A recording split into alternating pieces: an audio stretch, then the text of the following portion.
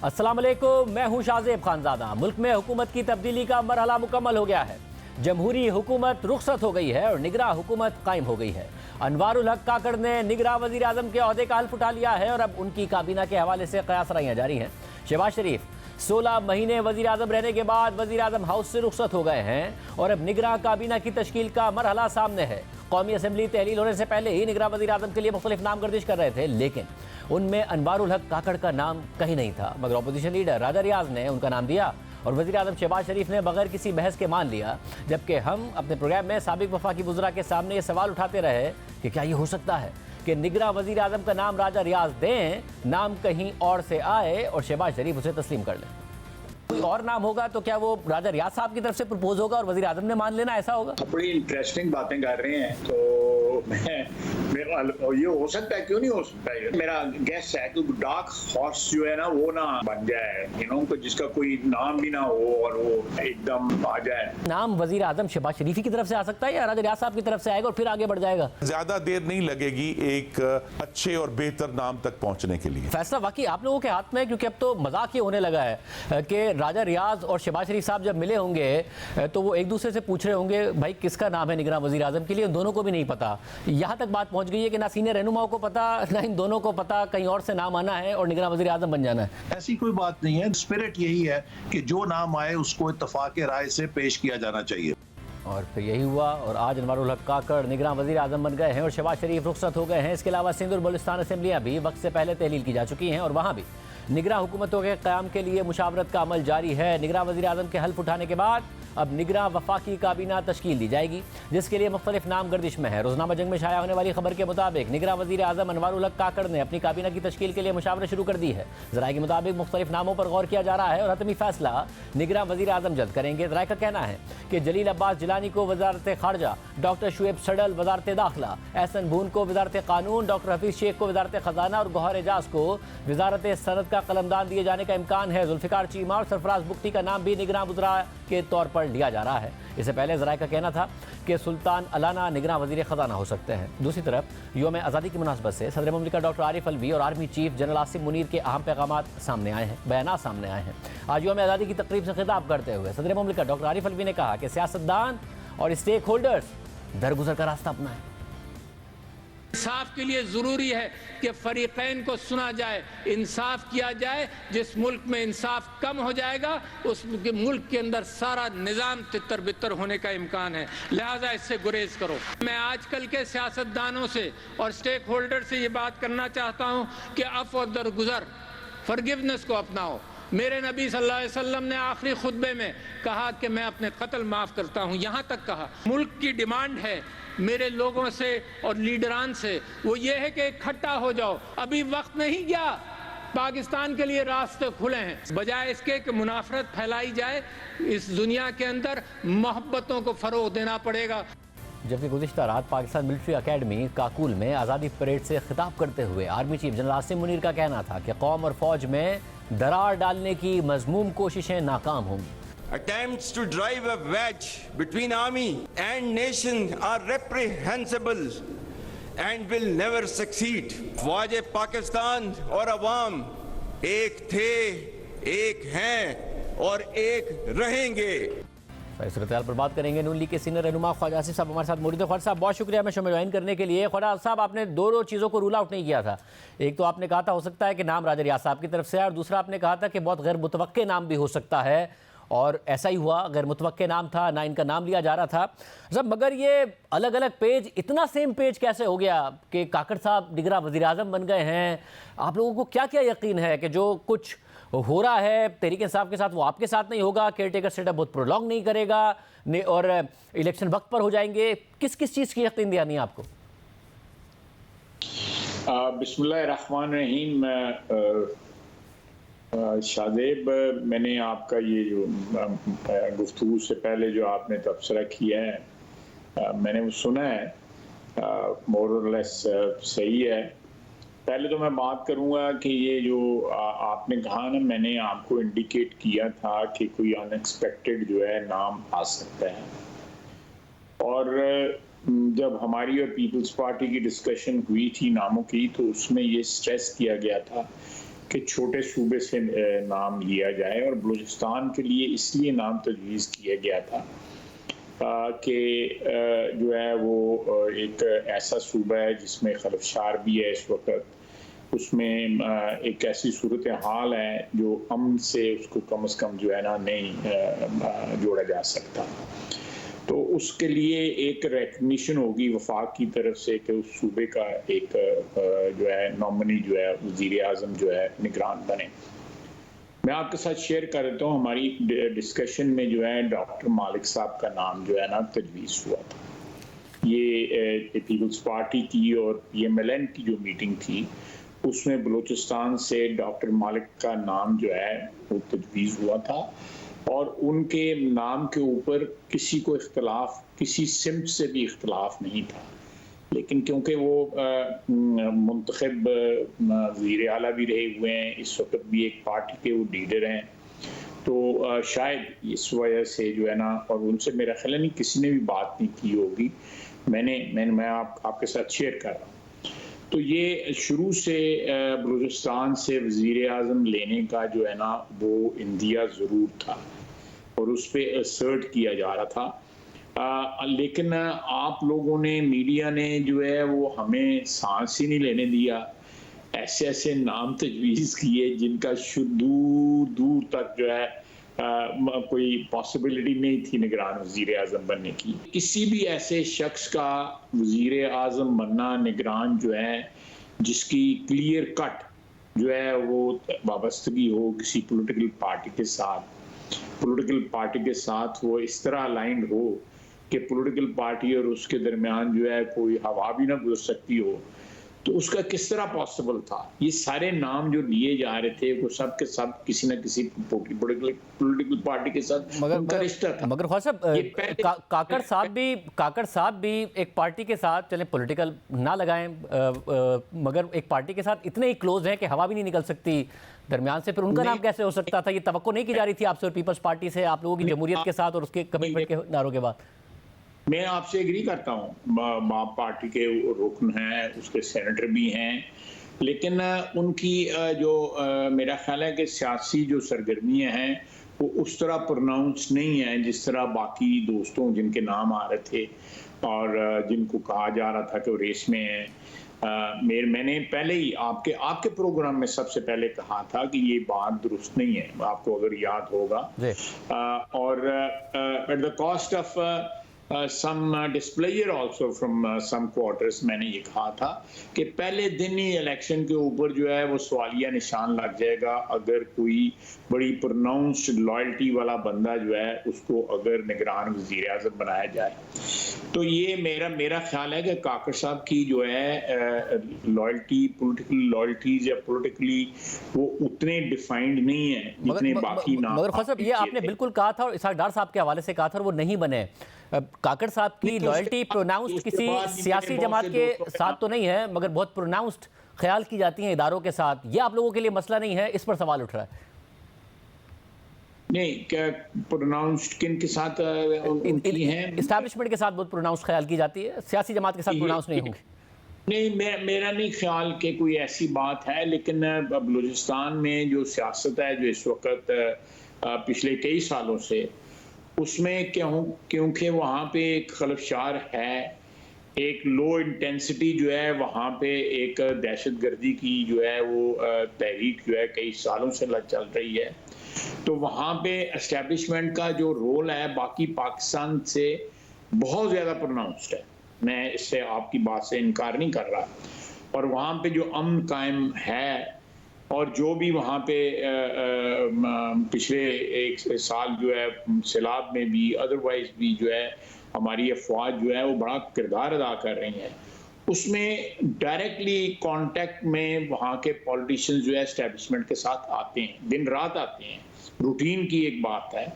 उसमें अगर इनका काकड़ साहब का नाम या काकड़ साहब का ताल्लुक जो है वो जोड़ा जा रहा है, तो मैं समझता हूँ कि ये एक बड़ी नेचुरल सी बात है बलूचिस्तान के पॉलिटिशियंस के लिए कि वहाँ के हालात ने वहाँ पे अमल दखल में जो हमारी अफवाज हैं, हमारी सिक्योरिटी फोर्सेस जो हैं, उनका अमल दखल जो है क्योंकि प्रोनाउंस्ड है, इसलिए जो भी लोग उनके साथ राब्ते में आते हैं तो उनका ताल्लुक भी जो है उसी तरह प्रोनाउंस्ड हो जाता है।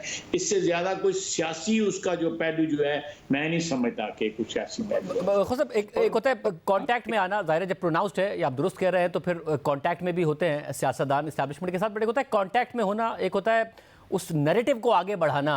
काकड़ साहब उस नैरेटिव को आगे बढ़ाने के लिए जाने जाते हैं जिसकी वजह से बहुत ज़्यादा करीब समझे जाते हैं, सिर्फ कांटेक्ट में नहीं समझे जाते हैं। नहीं, मैं माजरत के साथ इख्तिलाफ करूंगा कि कोई नैरेटिव जिस नैरेटिव की आप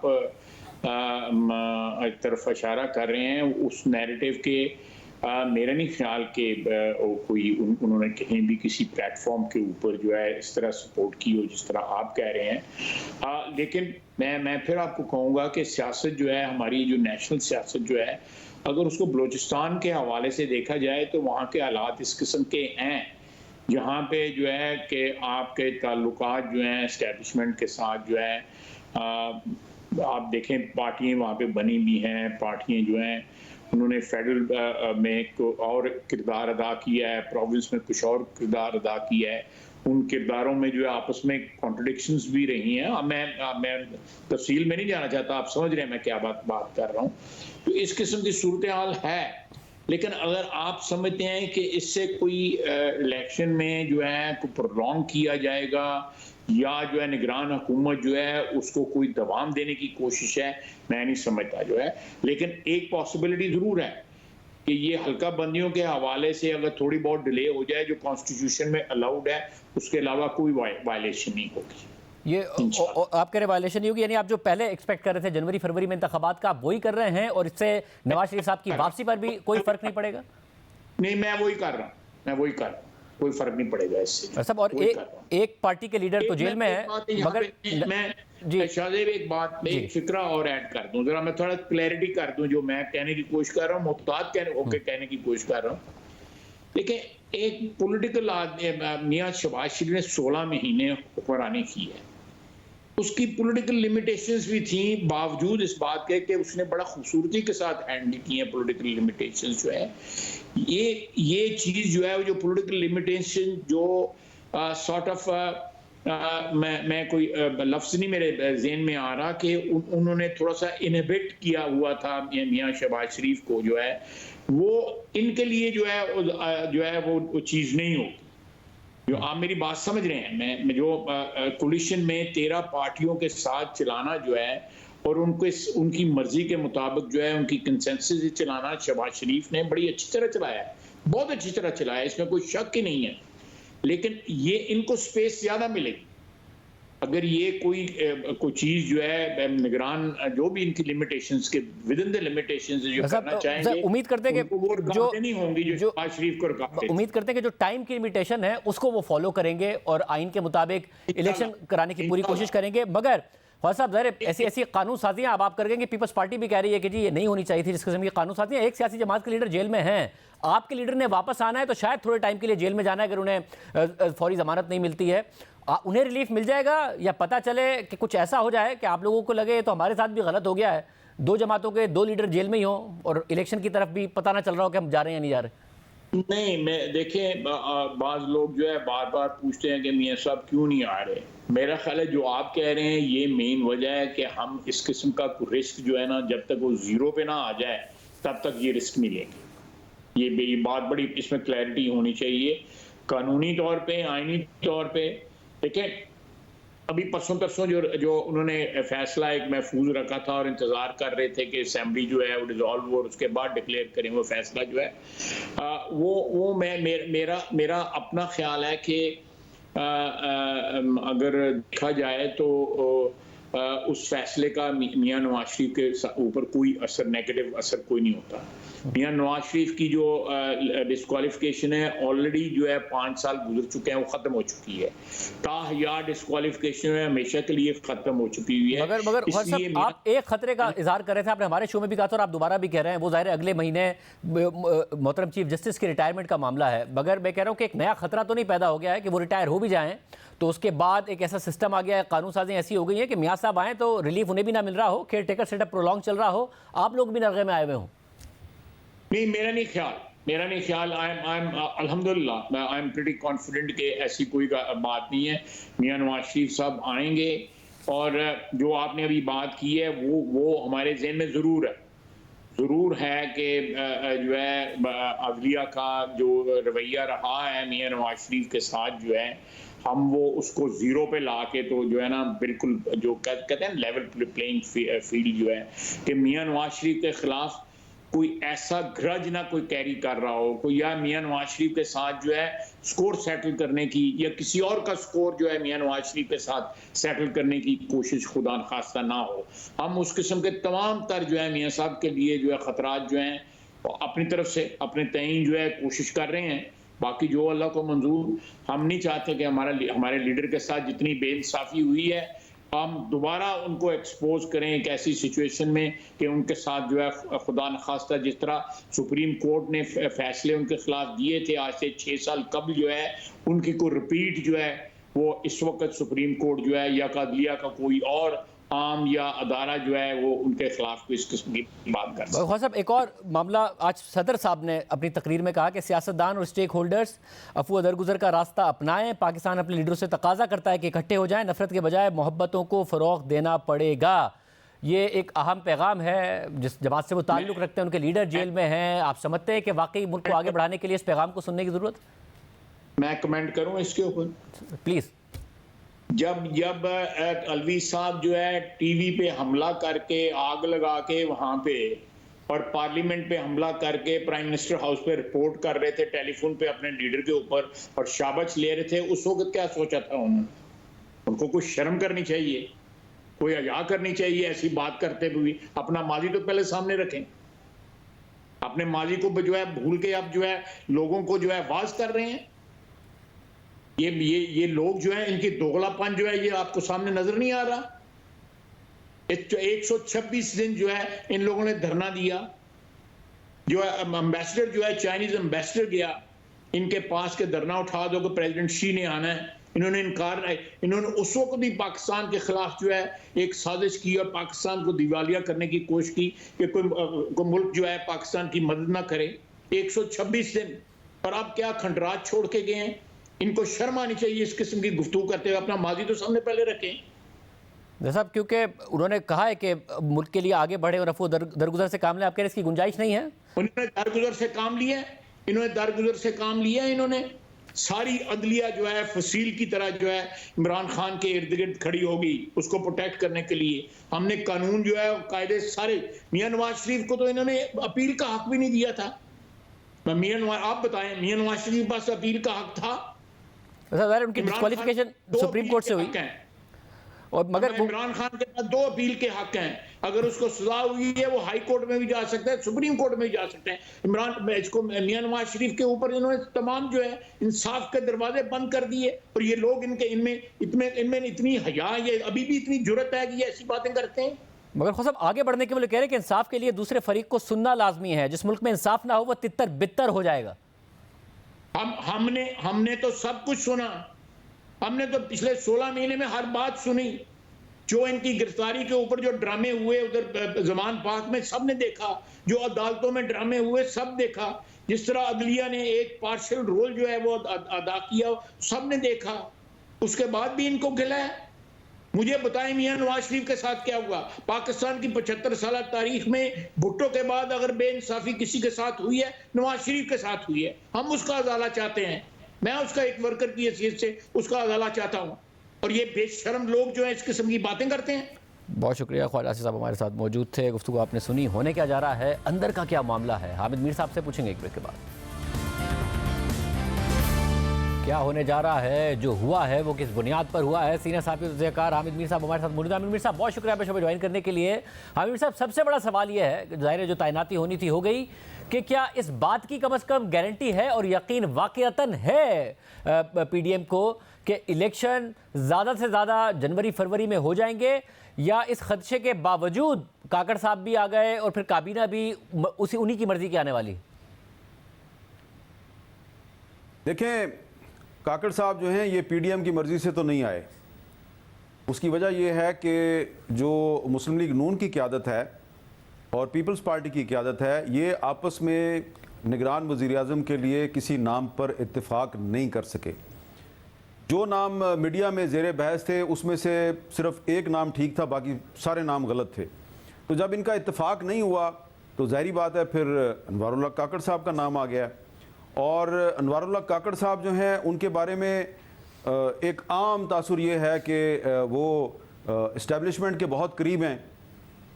इसमें कोई शक नहीं कि 2008 से लेके और 2018 तक वाकई वो इस्टेब्लिशमेंट के बहुत करीब थे और फिर वो सेनेटर भी बन गए। लेकिन उसके बाद जब इमरान खान साहब की जब हुकूमत बनी तो 2018 के बाद जो इस्टेब्लिशमेंट थी उसके साथ उनके ताल्लुकात बहुत ज़्यादा ख़राब थे। बल्कि मुझे कुछ ऐसी भी बातें पता है कि जो अनवारुल्लाह काकड़ साहब हैं उन पर झूठे मुकदमे बनाने की कोशिश भी की गई थी, क्योंकि वो उस इस्टेब्लिशमेंट के जो मंजूर नज़र अफराद थे उनके साथ इनके ताल्लुकात ठीक नहीं थे।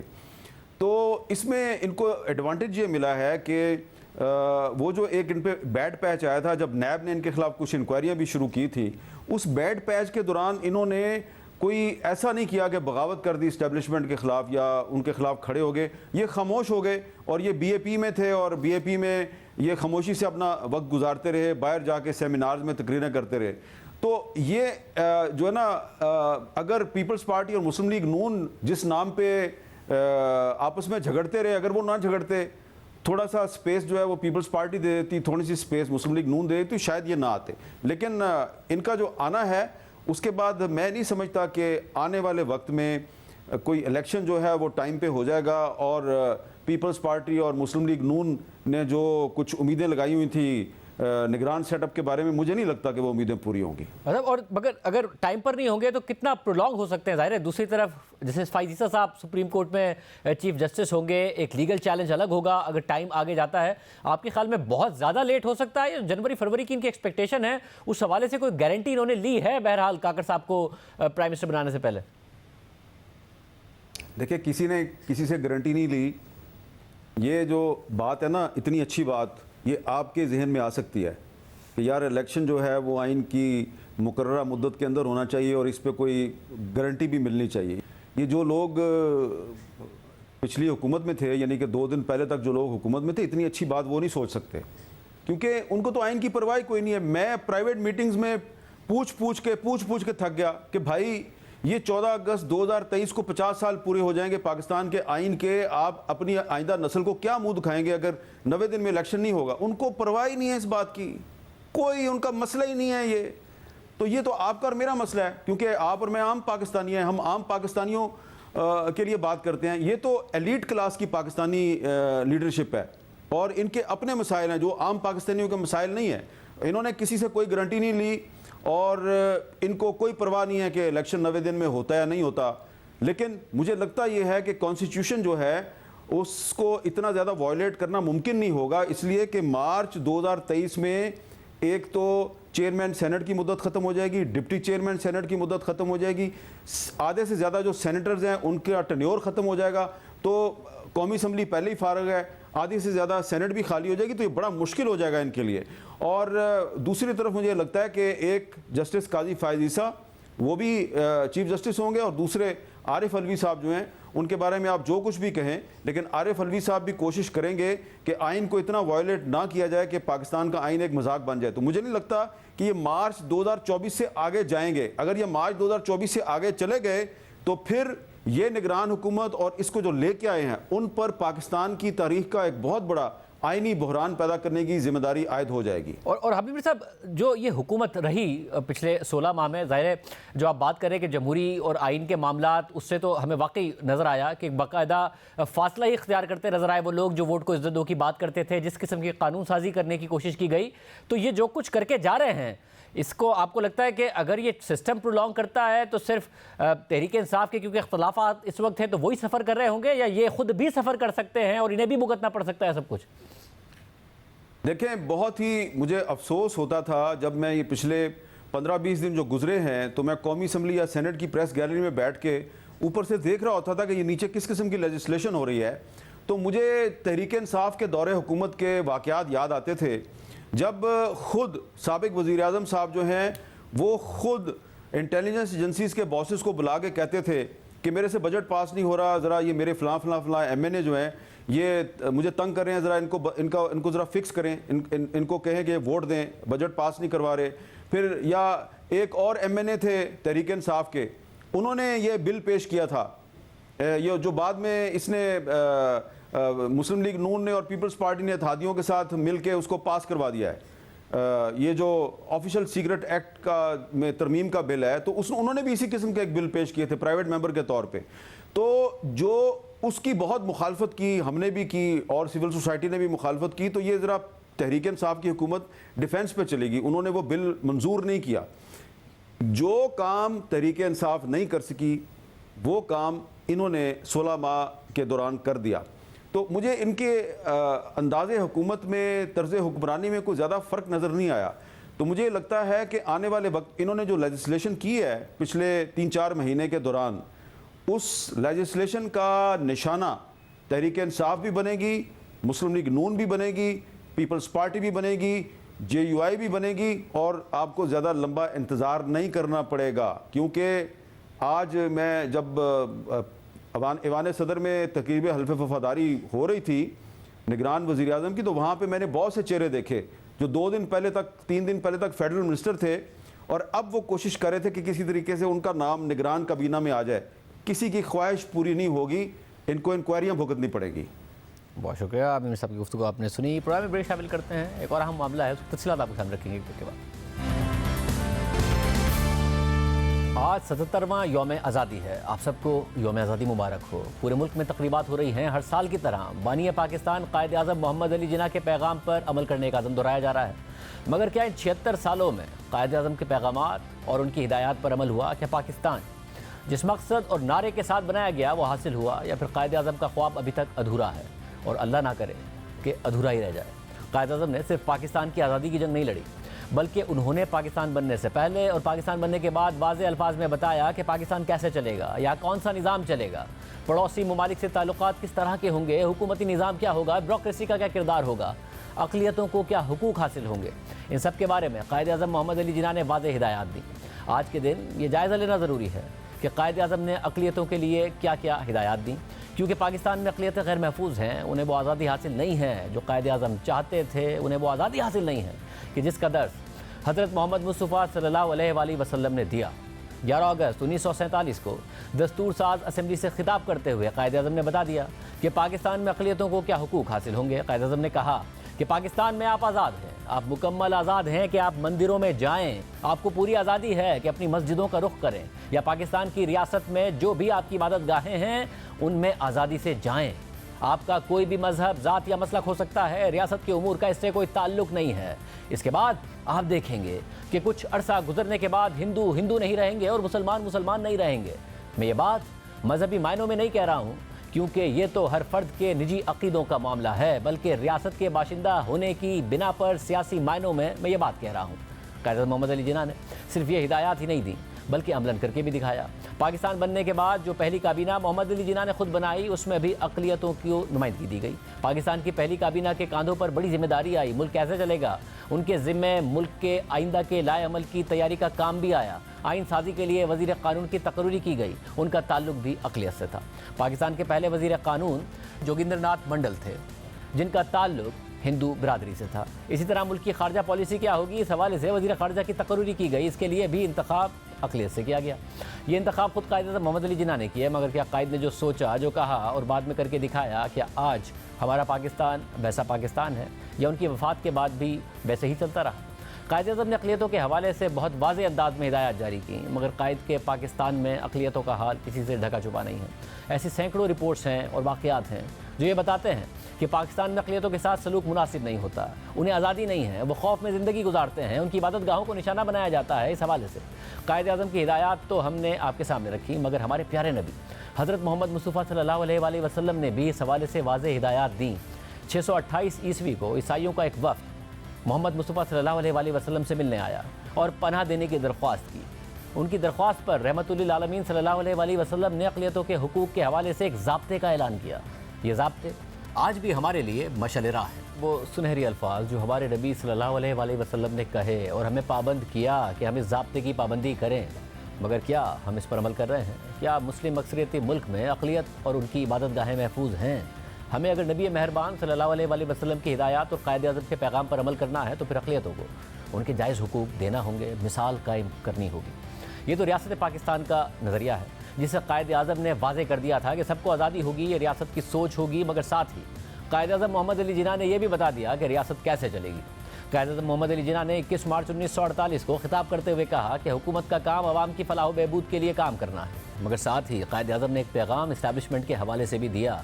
14 जून 1948 में कोयटा कमांड कॉलेज की तकरीब हल्फ बर्दारी से खिताब करते हुए क़ायद आज़म ने कहा कि मैं आपको याद दिलाना चाहता हूँ कि अगर आपके पास वक्त हो तो आइन का मुतालिया करें, जिसमें लिखा है कि एग्जीक्यूटिव अथॉरिटी पाकिस्तानी हुकूमत के सरबराह से शुरू होती है जो इस वक्त गवर्नर जनरल है।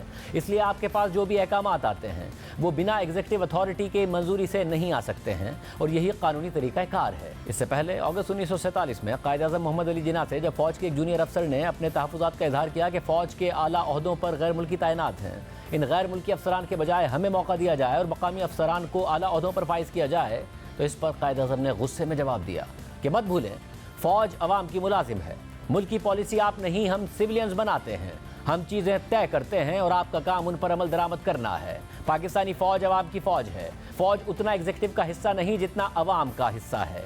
पाकिस्तानी फ़ौज बैरूनी ख़तरों का वाहिद दिफा है, इसे सियासी क्यों बनाएं, पॉलिसी सिविलियंस बनाएंगे, फ़ौज अमल करेगी। आज से 76 साल पहले क़ायद आज़म ने वादे कर दिया था, मगर फिर क्या हुआ?